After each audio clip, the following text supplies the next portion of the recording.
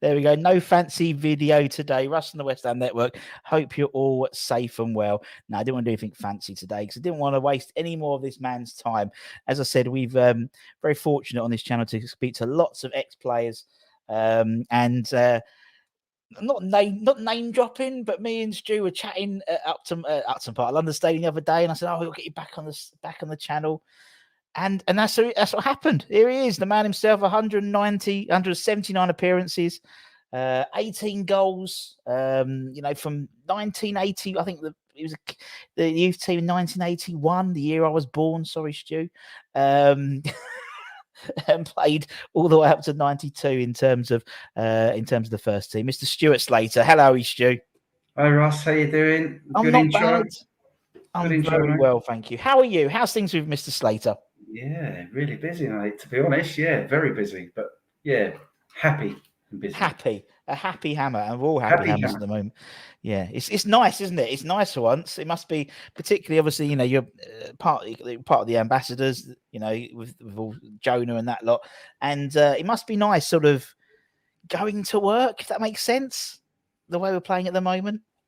It's not even going to work, is it?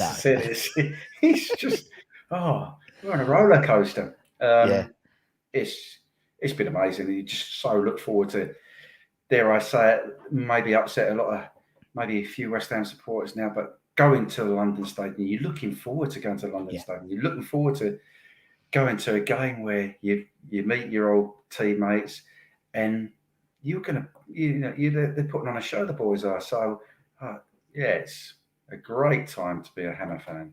It really is, man. It is. I mean, we saw, obviously, when we saw each other the other day, I think that was a Genk game, weren't it? And we was like just saying, it's just like it's a total different beast. Just not the team, the supporters, just everyone just seems to be going in the right direction. Obviously, yesterday, Daniel Krasinski, 27%, investment into the, he bought 27% of the shares as well. It just seems to be snowballing at the moment for us, mate. At the moment, it's really nice. Sure, yeah, and I mean, obviously, that came from nowhere. That 27% stake. Anyone buying that club now and seeing the potential of that club and the support. I mean, that's been. I mean, we've got something to cheer about. The boys, we've said it a long time, and a lot of people are saying that we've got a team that actually play for the jersey at the minute. Yeah. And they're giving us some entertainment, excitement, goals, tackles, you name it, and we're getting value for money. The fans are getting. Yeah. We're all getting value for money. It is. It's as we said, is it London Stadium? I mean, that Liverpool game, for example. I mean, everyone sort of came out of it thinking that's why we moved. That's the type of game why we moved, because it was such a great game, but with 60,000 people there, albeit a few thousand Mickey Mouses, but I mean, it really did. Everyone came out absolutely buzzing, and it's frustrating that then you have the international break, as we were saying before we started, then it's like, oh god, you got sort of feels like I'm treading water. I'm pressing pause on my DVD player, but on my streaming platform or whatever it is, because you got to wait now until Wolves away next Saturday. I don't like it. No, that's when you're in momentum. We were on a massive momentum ride there, and to get that result on Sunday and to have the support and to get the victory, and I think we could have probably sold double the tickets as well. And the corporate was so busy. The tickets, I think the request that the club had for that source of game, because of the interest and the way that we've been playing. And then, as you said, to have this sort of lull, I think everyone's getting like internationals break. Really? Yeah. There's nothing compared to the Premiership. It's like, oh dear. Like what you just said about what's on at the minute. There's nothing. There's no games on there. We've got international games on, but no, it's the Premiership or the football calendar. You can't beat it. The excitement that it gives it, and I just hope that, fingers crossed, that you were showing me the list of lads that were out today and over the next week or two. Yeah, they all come back safe and well. Yeah, we have a full team out on international duty, so hopefully Hopefully they can come back unscathed, and then we can start with Wolves all back to normal. It's funny enough, I had the same conversation with Bish. He sits there, goes, "Fucking, can you imagine him? I hate international break. I'm bored." So he's coming on next week. Oh, is he? Everyone's got to send his my regards to Bischoff. What player, what person, and what a lovely man! Yeah, what a lovely man. As well him. as yourself, as Stu, you're one of the nicest men I've met. I think you're such a lovely guy. You don't know me that well, there, mate. Oh, it's all facade. We've all got our little demons. Yeah, you're an absolute bastard, but when you close the door, I know. But and obviously, when you talk to all the ex-players, obviously the ambassadors, and you'll chat. Everyone else just seems to be buzzing off the fact that we're playing so well as well. I mean, we saw the other day we had Jonah there, we had Brian Deere, and they're all really, really just infused, and it's lovely to see from an ex-player's perspective as well as a fan's perspective. Oh, it makes our job so much easier for us. That you're going into lounges, boxes, dealing with people that if there is a problem with drinks, food, it's nowhere near as bad as what it is when you're winning. When you're winning, it's just it's okay. They'll serve me. But if you weren't winning, you go in there and you just don't know. It's a horrible thing, that sort of negativity, and we haven't had any of that for not much over the last sort of year and a half, especially on the playing side. And I think it makes our job so much more fun and enjoyable, and it's great to see the buzz, and we're jumping. When we scored the third goal, we're jumping up and down. Our ex-players are, with the fans. Well, it's almost like, as you said, it's almost like it's one of those things where I think because you have been so, as you said, from a young age, from the early 80s all the way up to sort of the early 90s, you were in the club, and it's a big part of your life, and so you've always going to have this sort of association with West Ham anyway because of what it gave you. And as you said, we're now working for the club again in the ambassador role, and then obviously seeing the team doing well, you sort of inherently understand what the fans are thinking, what the players are thinking. You've sort of got the best of both worlds. So I've seen all the Instagrams of Marlon, and Colton, and it's great. I love it. It's so nice to see now. Loads of positivity around the club. Yeah, it's amazing. I mean, there's been some tough times. And, there have been. Like you said, I think I started at an 81 schoolboy, 12 years of age, coming to the club. Joined on the 85, the year when we were decent, and arguably one of the best teams that have ever played for that year, that season. So I was an apprentice there, and had that association with the club for 10, 12, 13 years, playing schoolboy, apprentice, first team player, and then coming back as a academy coach in 2000 for 5 years, and then doing the ambassador role for the last sort of 15, 16 years. I'm so blessed and grateful to be part of this club and had all these numerous roles, and still being able to go there and enjoy great times. Exactly. I'm very grateful. And you touched on that as well. I think what's quite nice about this squad and this season we're having is, as you said, you came through the ranks, from the academy all the way up to the first team, and West Ham fans always have a special place in their hearts for people who do that. And what's nice is, Declan, Ben Johnson, these guys, particularly Ben Johnson. I mean, Declan was already an established first teamer, but Ben Johnson this season's come in, and obviously we all a bit worried when Soufal was injured, and he's come in and he's kept his place. And that's what I think is the most encouraging thing is seeing David Moyes, that Liverpool game, starting Ben Johnson when he could have started Vladimir Soufal, who arguably was his number one in that position. And that just again enthuses the crowd, because it's a West Ham boy, a young boy. We love an academy boy, don't we, Stu? That. Yeah, without a doubt. I mean, nothing better for the fans. I mean, that's why the fans are the greatest. They understand. I mean, when we talk about the West Ham way, that is part of the West Ham way, is giving youngsters, if they're good enough, an opportunity and a platform to show what they can do. And certainly Declan and Ben have. Obviously, Ben's really grasped it. Obviously, with Soufal, my goodness, who would have thought he was going to be the regular right back for years to come? And then and that's how football works. goes out, and obviously Ben comes in, and he's done a fantastic job. And I don't know what's been said about Declan Rice that can't be said, because we just marvel that we've got a player that's come through the ranks, and he's just one of those, again, he's just like, I know that Tottenham always, Charlie's one of our own to Harry Kane, but think about Declan Rice, to me he epitomizes this squad, and just, although he's 22, he's played 100 and something odd games already. He's captained the side. Arguably he could well, to be honest, he should be England captain next for the World Cup next year in December, which is a ridiculous thing today, which came out of today, the Premier League. It's going to be shut from November until Boxing Day or something ridiculous like that.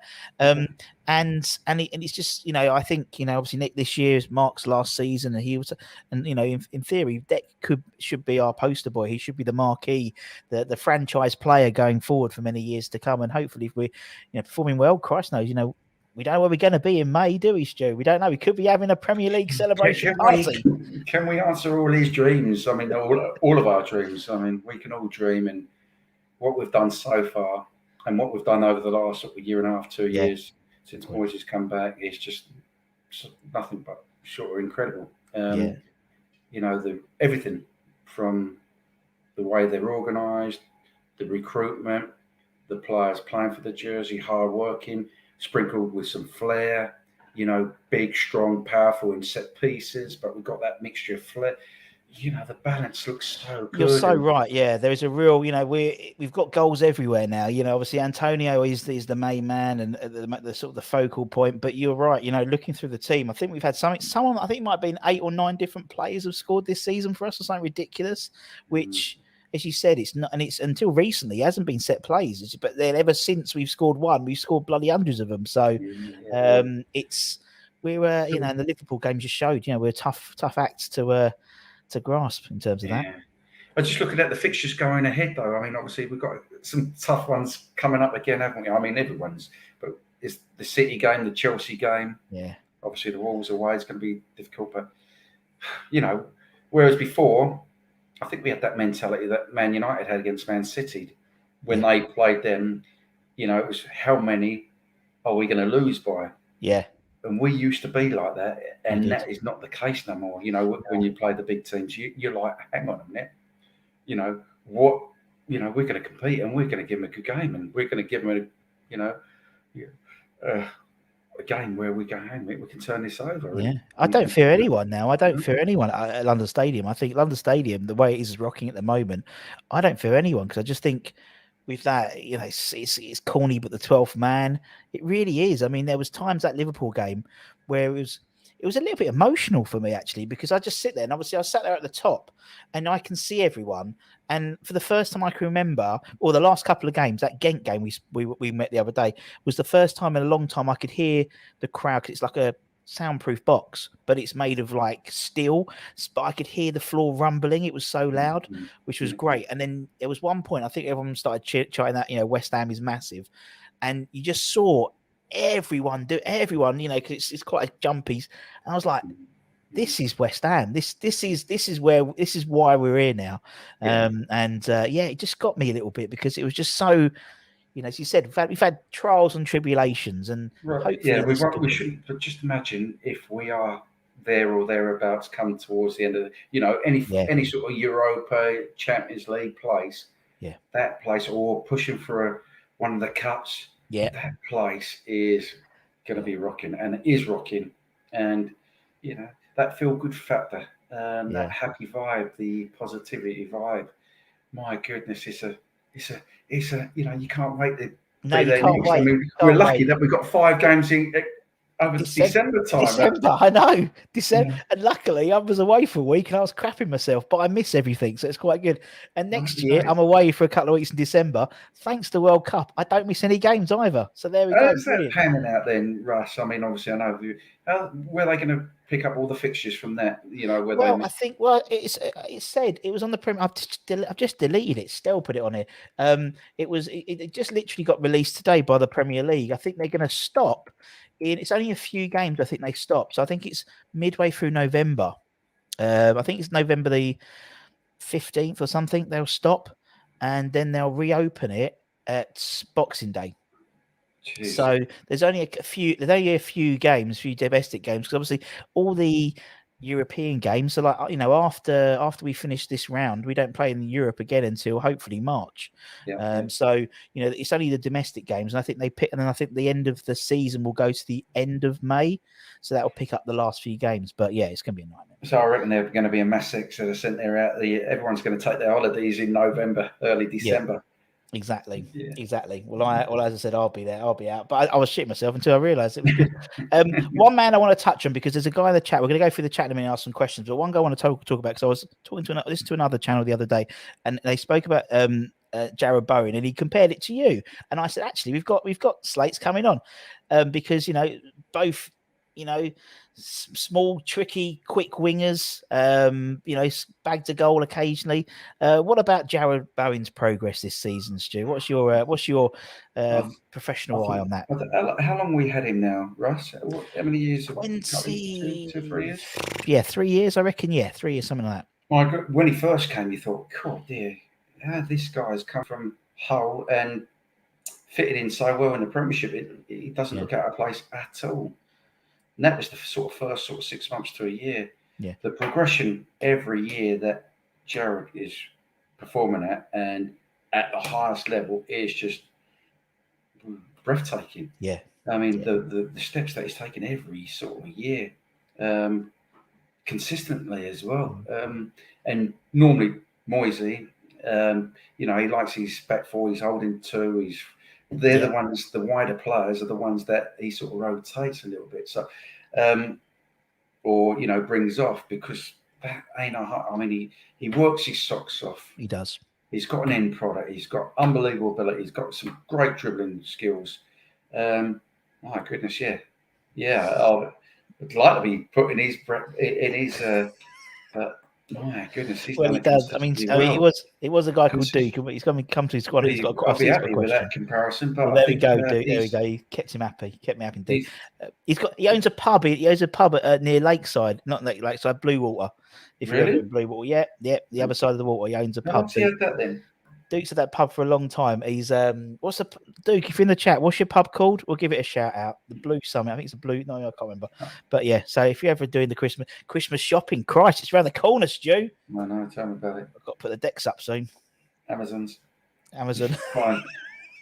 Amazon Prime. Look at that ambassadorial money. He's gone Prime. $7.99 a month. Paid it monthly. Yeah, monthly. Yeah, I know. Keeps me going. Yeah. Exactly, Christ. I mean, old Danny Krasinski, he was clever. He got on the old, what was it? He got on Sainsbury's because they were going to delivery, so he invested in Sainsbury's and in post office. He's a clever boy, that Danny. So he's a good boy. Right. Let's get some questions.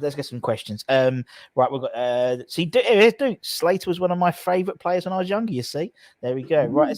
And he's got a question. Thank you, Jude. What does he remember about the goal? Everyone talks about the goal, doesn't it, against Everton in the FA Cup? Come on, what do you remember about it? Oh dear! Do I have to? No, of course not. It's like Jimmy Walker. If you ask Jimmy Walker, he goes, I hate talking about saving Frank Lampard. Okay, it was a dark night. The fog was coming over the shed. Well, funny enough, this was under lights, and Sky. It was just when Sky was just coming on the scene, and I think there was a Friday game, a Saturday game, a Sunday game, and a Monday game, quarterfinal. So one every single night on Sky or during the day. Brilliant. Friday night, Saturday during the day, Sunday during Monday night under the lights, Upton Park, Everton Football Club, who were flying. Howard Kendall, one of the best teams in the old League One, or whatever you used to call it, top division. We're in the sort of old second division, and we've got some superstars there playing against us. Neville Southall, best goalkeeper probably Wales has ever produced, and one of the best goalkeepers that ever produced. Unbelievable character, unbelievable goalkeeper. Came to me from Chrissy, who my opportunity where I stole the limelight, cut in, mishit it, bottom corner. That was the only way that was going to beat Neville Southall, because if I'd hit it really sweet, he would have had it all day long. And Duke, Russ, it was a fantastic memory, fantastic day. I mean, I did have a great game, but because I was the match winner, I got all the headlines as well, and I've lived off that for the last 31 years. But it was great memory to have. I love it, man. As I said, I don't think Jimmy Walker's ever bought a drink in Essex since saving Frank Lampard's penalty. But he doesn't like to talk about it, so there we go. We've got so we've got your counter. So Mikey is a Genk fan who's become a West Ham fan Really? because we've had him on the channel. He's a lovely guy. What was West Ham's youth program like? Did they look after you and expand their talents? Now, obviously, you came through the West Ham youth team, started in 1981. Now, I remember when we spoke before, from an early age, West Ham were, Ray Stewart would go to your Sunday, your match games, wouldn't he, as a kid? That's it, yeah. So our first team player, obviously, West Ham were desperate to sign me. I had a few clubs looking after me and looking out for me. And Ronnie Gale, Eddie Bailey, two really top scouts at the club that done everything for the club. That was only them two really that were doing the recruitment. And they were out night and day, weekend, evenings, you name it. They were West Ham through and through at the time that they were with us. And for them to get me, they thought they've got to do something different. And in their eyes, because obviously I had a few clubs after me, and so this particular Sunday, I played. I think it was Culture Show. It was quite a trek for a first team player to come and watch me with these scouts down that A12. Gave up his Sunday morning. The legendary Ray Stewart, who was a legendary player at that time, playing in West Ham's first team, come into an under-14 Sunday League football match up at Colchester, giving up his Sunday morning. That's how much they wanted me. And that alone, Russ, that convinced me that these guys, West Ham, were the club for me, because, that's unheard of. That was even unheard of in the time that I was playing that. A first team player would come and watch a youngster and try and convince him to come and sign for their club.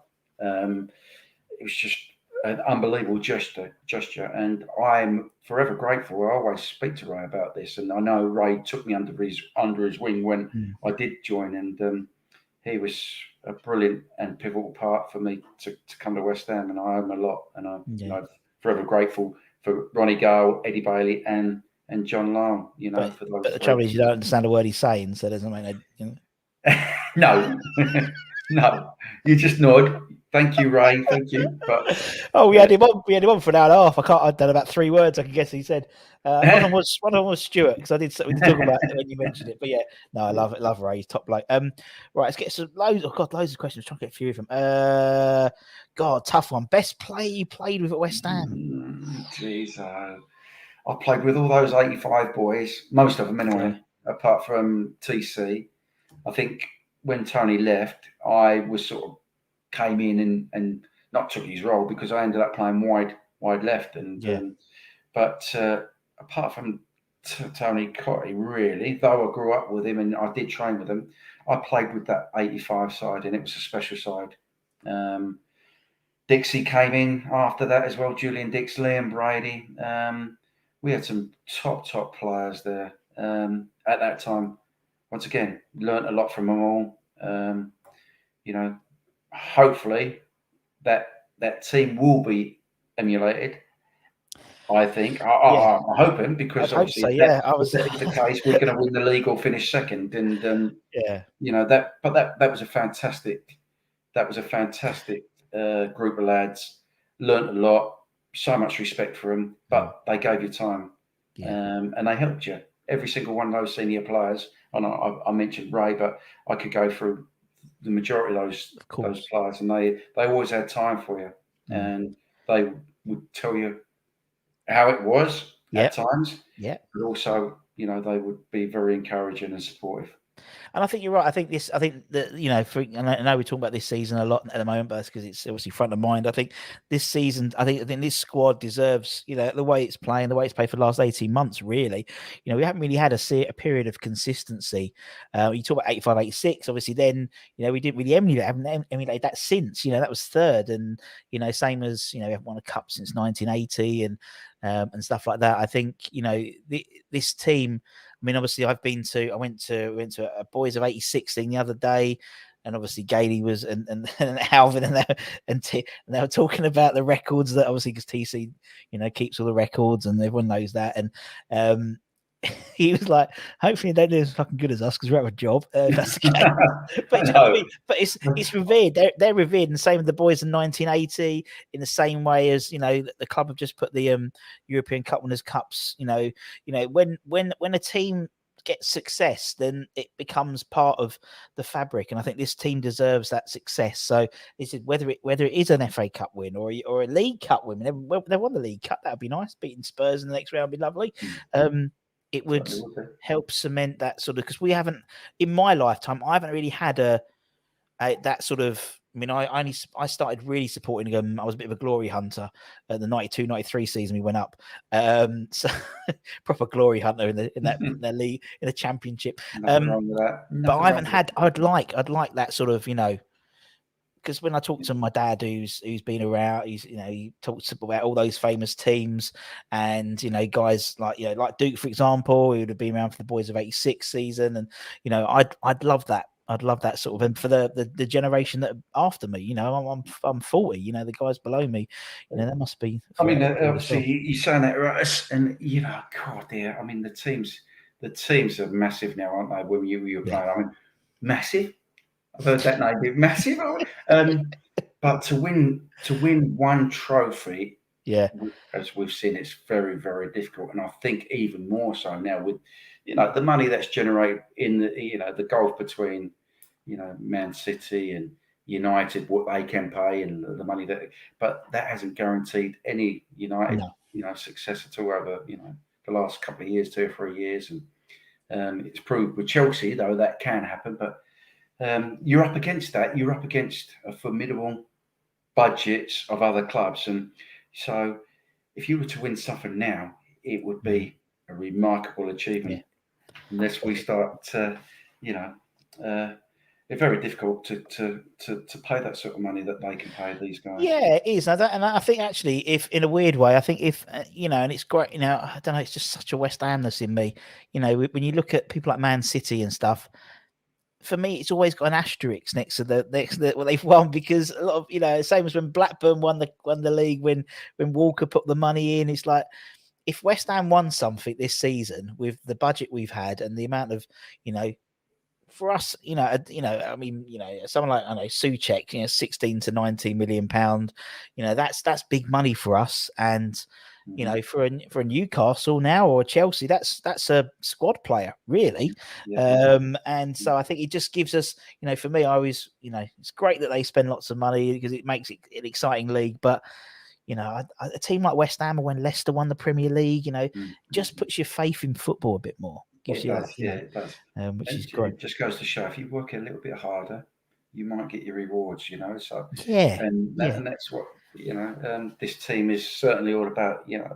It's got a lot of heart, a lot of endeavour, but a lot of talent as well. Yeah, definitely. Nice comment. You always play for the shirt, Stuart.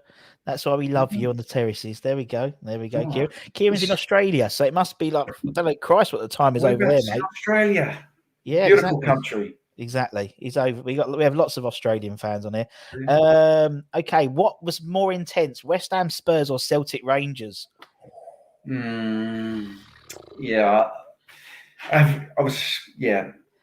Celtic Rangers was just huge. It was huge. Dare I say it? It is life or death. In a matter of words, really. You got 60,000 supporters there that just, they can't go to work for the next few weeks after that. West Ham and Spurs was nasty, but I think West Ham and Millwall was even nasty. Yeah, I was about to say Millwall. We forget about that a little bit now, don't we? there was comparisons. West Ham and Spurs. We could only get 30,000 in it at the old Uplands Park, 30 odd thousand. Spurs was so when it was Celtic Rangers 60,000. That I would say that would be a bucket list for me to do, was to go to an Old Firm game. I think it's been not devalued a little bit, but the away support from both teams now is only a minimal amount, whereas they used to have 8 to 10,000, and wow. I think that helped generate a real incredible atmosphere that I think you have to you can't explain it. You have to be there and feel it. But having said that, I'm not devaluing West Ham Spurs. It is an unbelievable atmosphere. But there's very much an underlying thing between Rangers and Celtic compared to it's not just the football that makes sense, is it? So that's right. Yeah, that's the best way to deal with it. Yeah, that is, and because Scotland, you could go out as a Celtic Rangers player and you would be spotted. Yeah. Whereas you could maybe go over to Hertfordshire and you could be, in Hertfordshire, you go maybe in Suffolk where I used to live, and you could dodge so many people. You couldn't dodge it up in Scotland. No matter where you went in Scotland, you couldn't dodge. If you got beat by Rangers at the weekend, you wouldn't. It'd be frowned upon that you'd be out for a couple of weeks, even going shopping and all that. Whereas you could get away with it a little bit down here because of the geographically, the geography of everything. But both were brilliant. Fantastic. Yeah, I get that, man. Silly, Pete. Going by today's standards of today's pitches, would you prefer to play on the old pitches of mud or the pitches of today? Every time that we had a bubble or went under our foot, it was like, everyone could see it. But the pitches that we played on were just dreadful compared to the pitches nowadays. But I think that's what made it special. I mean, it's special now, but there's no excuse for a bad touch or a bobble really nowadays. Whereas when one missed an open goal or put it over the bar, put it over the stand, you could used to say, "Did you not see that bobble?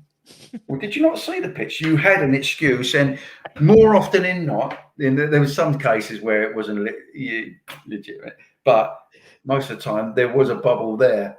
But if it wasn't, you could blame the bob. Yeah. You can't blame anybody.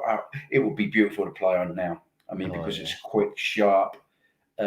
You can test it. You can trust your touch. That pitch 9 times out of 10 that you can have that little bubble, and you can just be committed to your touch and your shot, your cross.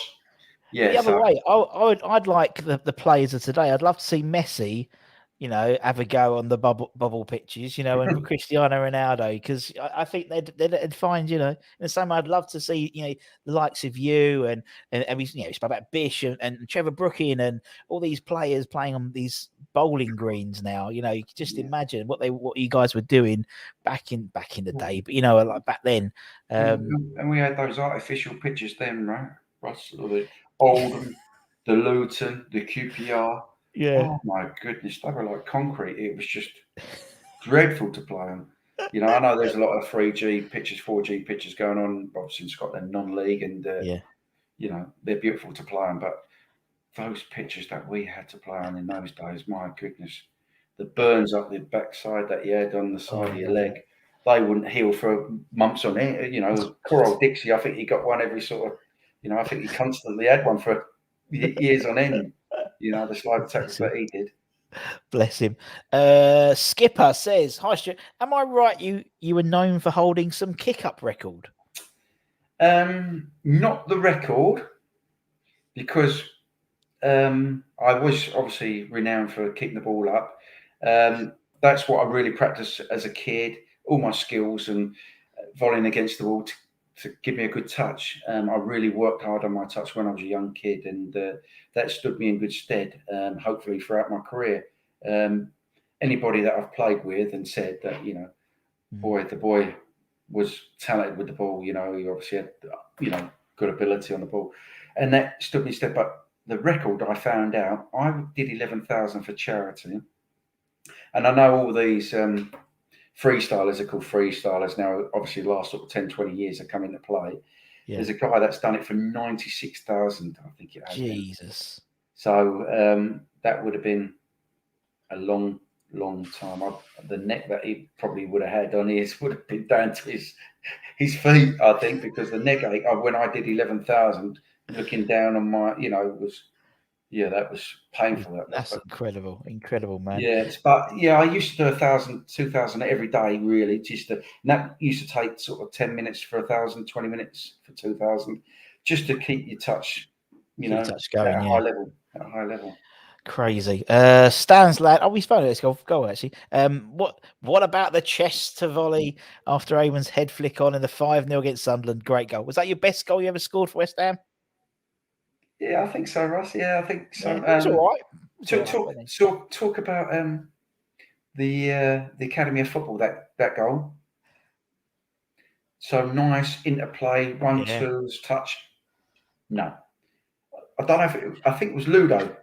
Ludo from his hands. It might have been Ludo from his hands. I think it's Ludo. Yeah. Big long kick up to the edge of the 18-yard line. Eamon Darling, God bless him, my best pal. Rest in peace. Flicked it on. I chested it and volleyed it. So without even touching the ground, route one, back of the net. I think we ended up winning that game 5-0. Eamon got 2 goals as well. Yeah. Great night, but none of that ticky-tacky nonsense. Ticky-tacky, no. That went out the window, that game. Hoof. Duke's pub is called The Ball. There we go. It's The Ball. It's near Bluewater. It's just up the road from Bluewater. Yeah, it's near Blue. So it's near Bluewater. There we go. He's a West Ham fan over that way, yeah. They're all over the place, mate. There's a whole channel over there. You got Fulsham, you got Duke and Gatesy. They're both the other side of the water. They're all over the place, mate. All over the place. Let's go for some questions. Paul is an Everton fan. We'll never forgive you for scoring that goal. My goodness.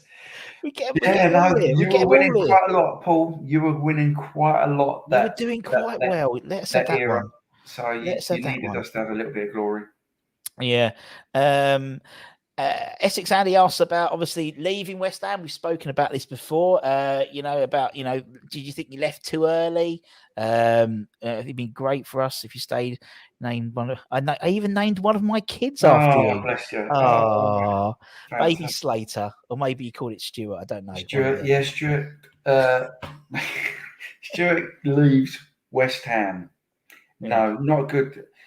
I try not to live my life with regrets, but I think I've spoken about it. I had Liam Brady was brilliant for me as a player. That's my biggest accolade in football. That Liam Brady, one of the best players that played for Arsenal, played in Italy, so successful, Republic of Ireland, played all over the world, came to us for 3 years, saw in me something that when he became manager at Celtic, put his managerial career on the line for, the record signing at Celtic. Had I not been introduced to Liam, Liam done some deals for me, because obviously when he was a player, Liam was a player with me, and I was a young player. And for the folks to know, I was on £140 a week, and I was playing in the first team. And Liam was also playing on the side, and he said, "Look, you're too good." He said, "I'm going to go in, and if you don't mind, I'll get you a better deal." I'm like, "Okay, cool, that's great." He said, "I'm not going to get you the best, but you deserve a little bit more." Yeah. So he did that. And he did that twice while he was a player. Wow. Couldn't do that now, obviously. No. So, and he never charged me. And I thought, my goodness, he never charged me. So when he retired, he said, "Right, it was a big accolade." He said, "I'm going to look after you permanently now." Little did we both know that he was going to get offered the Celtic job within a year. And when he got the Celtic job, he couldn't look after me anymore, and he put me onto his best mate. And obviously, because I was young and I was naive, I didn't realise that all Liam wanted to possibly enhance his manager career was the better players. Yeah. And he saw something in me in those 3 years that he wanted me more than any other player on the planet.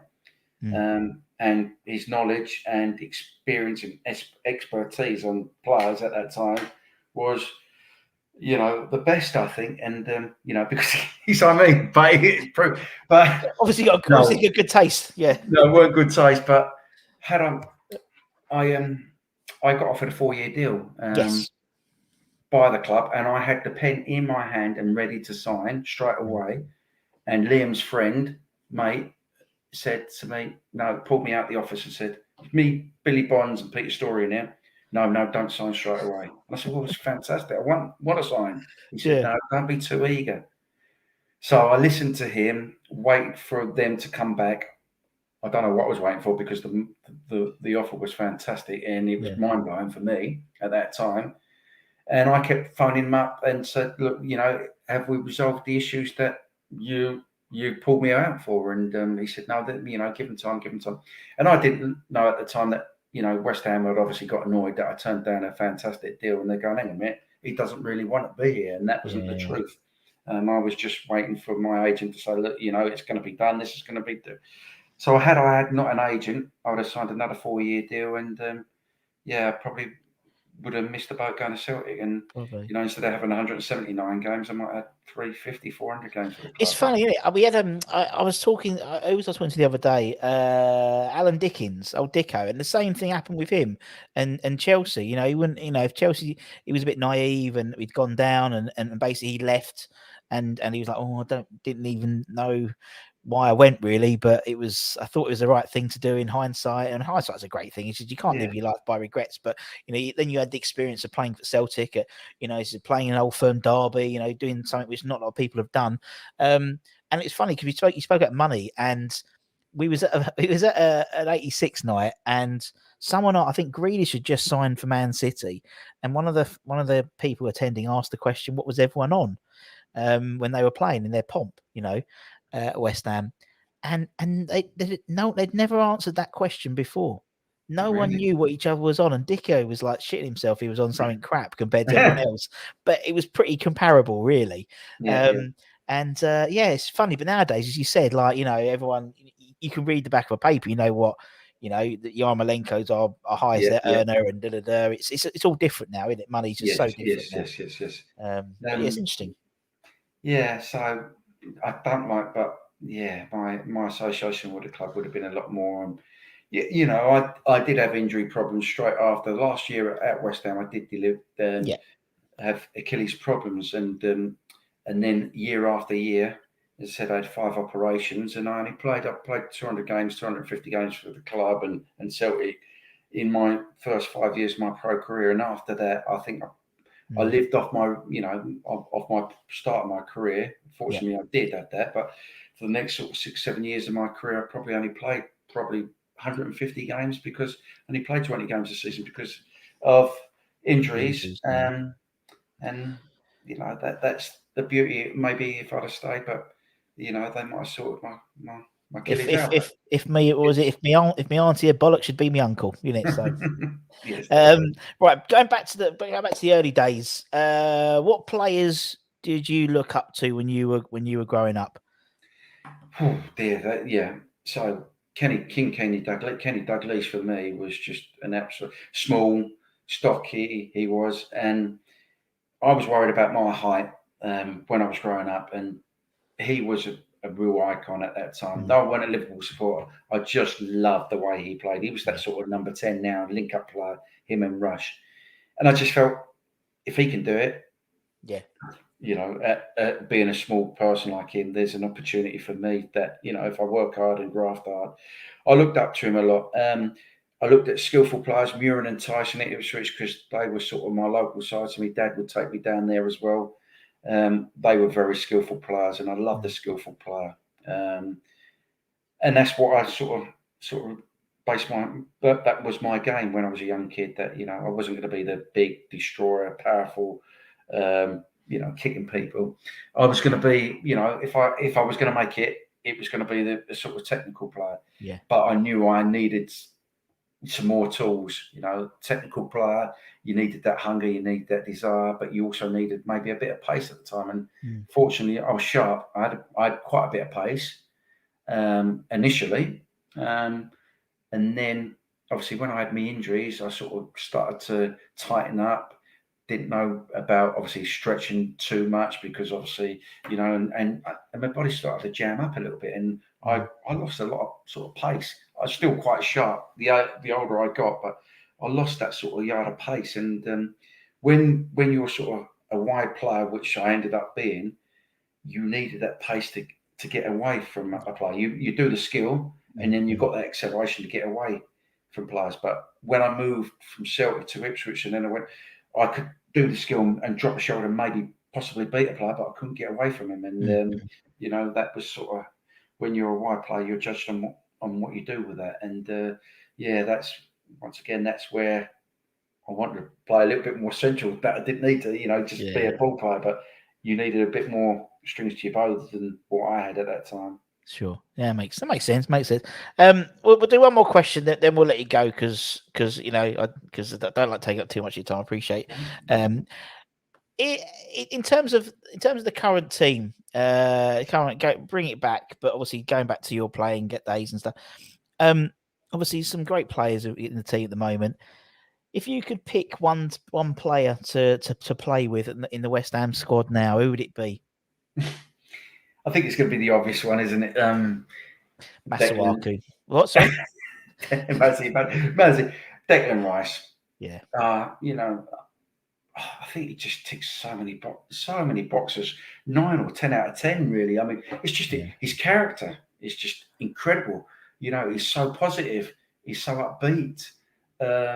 But his positional play, his driving with the ball, his passing, his his organisation, everyone and it would be a joy to play with him, because I can't see.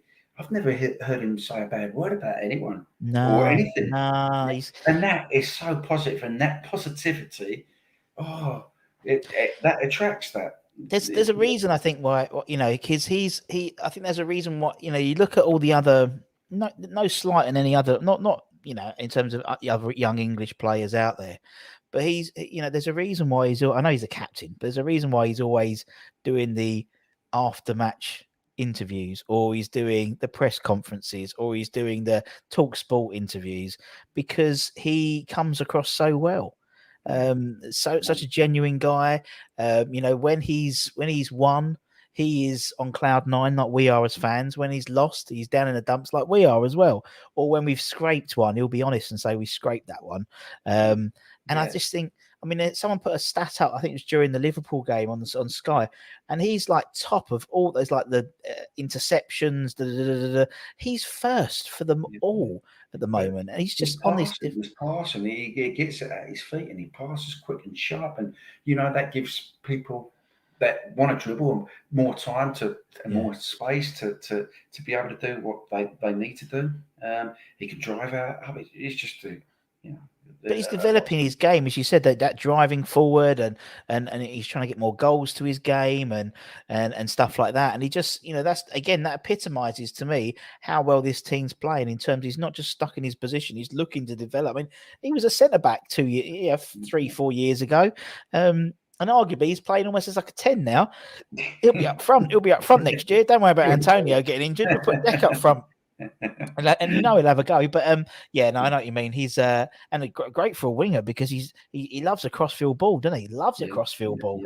Yeah. It'd be brilliant for you guys. It's brilliant. Yeah, his all-round game is just unbelievable. Yeah, it is. It's just unbelievable. I think, to be honest, now he gets to a point where I don't know if you come a bit blind to it now, because he plays well every game.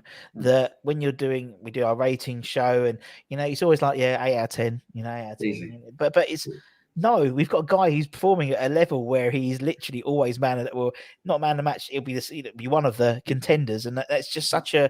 I don't think he's had a 6. I don't think. Don't play a 6. When he played, he played a. I think he played like, I'd put him down as like 7. I think against the first couple of games this season, and it was almost like, his head's been turned. He's going to Chelsea. He played a 7. He hasn't had any time off for 2 years. He played a 7, but he's. I would take the 7 every day of the week for my career, instead of the 3s and 4s that I got. That's he plays at such a level that I think you expect that level as a baseline, and anything slightly below, if he has an off day, there's a reason behind it. He's just having an off day. It's just not rolling for him that day. But I know, top man. Stu, it's been a pleasure, man. as always. Thank you very much. Loads of lovely comments in the chat and loads of likes and stuff. So thank you very, very much, Mr. Stuart Slater. I'll let you go back. Absolute pleasure. Anytime. You're more than welcome. We love you having you here, man. See you soon, buddy. Cheers, mate. I'll kick you out. You don't have to worry about leaving. So there we go. Thanks, buddy. Take care. Bye now. Take care, Stu. Thank you. There he is, Mr. Stuart Slater. What I told you, I said he's the nicest man in football, and I still believe he's the nicest man in football. I love Stuart. He's a lovely guy. Hopefully you guys enjoyed that. As I said, we try and, during the international break particularly, there's not a lot on, is there? Not a lot to talk about, particularly West Ham, although there are 11 players, as we said, who are currently in international duty. As we said, there's currently 11 players, a squad. I have put Alex Kral in at centre-back, but just to make it work, otherwise it'd play 3 at the back. Or we put Souček in, I suppose. So hopefully, and obviously some are playing today. I think Souček's bagged a goal today, I believe, as well. But yeah, obviously, if you enjoyed this, give it a like, give it a comment, give it a share, give it a subscribe. As I said, we're on the way to 10,000 subscribers. Very close. So I'd really appreciate that. Still waiting on baby Baker, Anton's wife. I think she's still in the hospital, but so hopefully we might have news over the weekend and of baby and mother doing all well. And we'll let you guys know as well, because obviously, we're part of the community and all the well wishes that have been sent over to Anton. As I said, next week we could have a raft. A raft, is that the right word? Of what is the collection of hammers, ex-hammers? We've definitely got one, and I did actually drop. I didn't mean to sort of drop who it is, but throughout the show I mentioned at the beginning. I did mention who we're having. I'm not going to say it again because you have to listen to the whole show again, and that's good for the watch time. Or you can wait till next Wednesday. So we'll have an ex-hammer on next Wednesday. In terms of what's happening for the rest of the week, tomorrow we've got a lunchtime show, 12:30. As always, feel free to come on. We have a chat. We'll probably digest the international games that have been playing with the West Ham players. Czech Republic. Who's playing today? Let's have a look. I've even got the dates. Look, there we go. We've got the Czech Republic are playing today. Fornals could be in the Greece squad tonight. Yarmolenko at Bulgaria. Masuaku in Tanzania.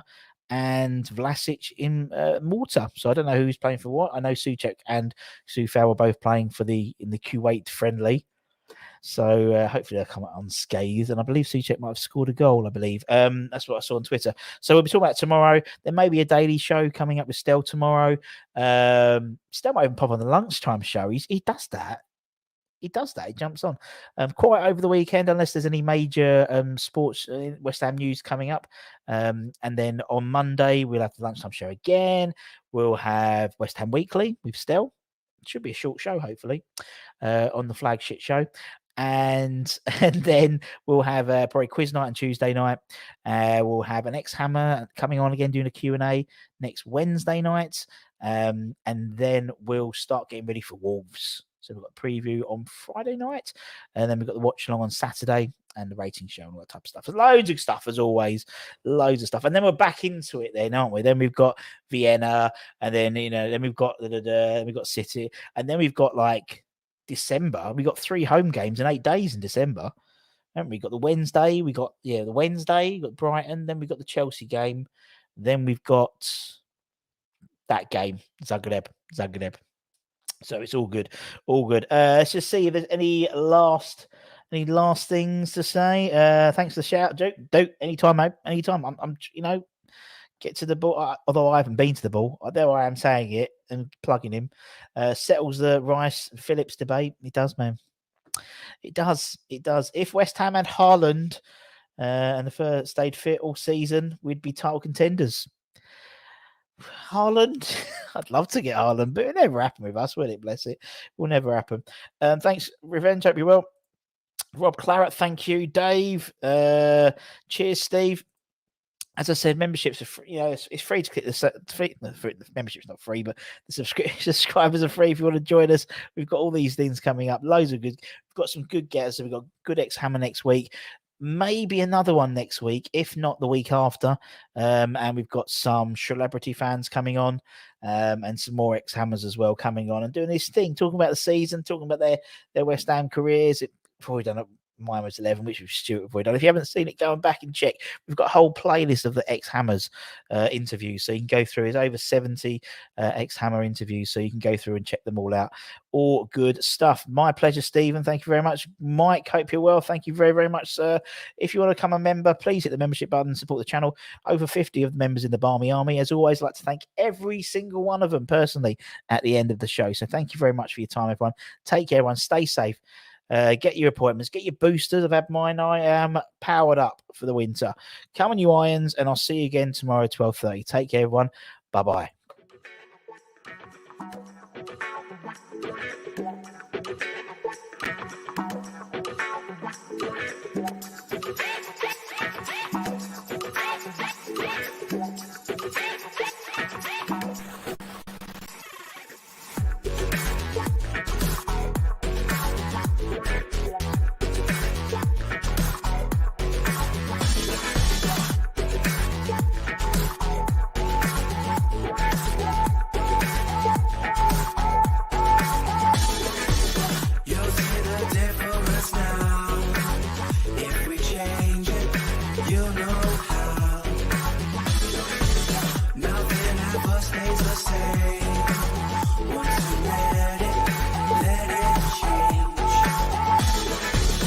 It's like a family tree.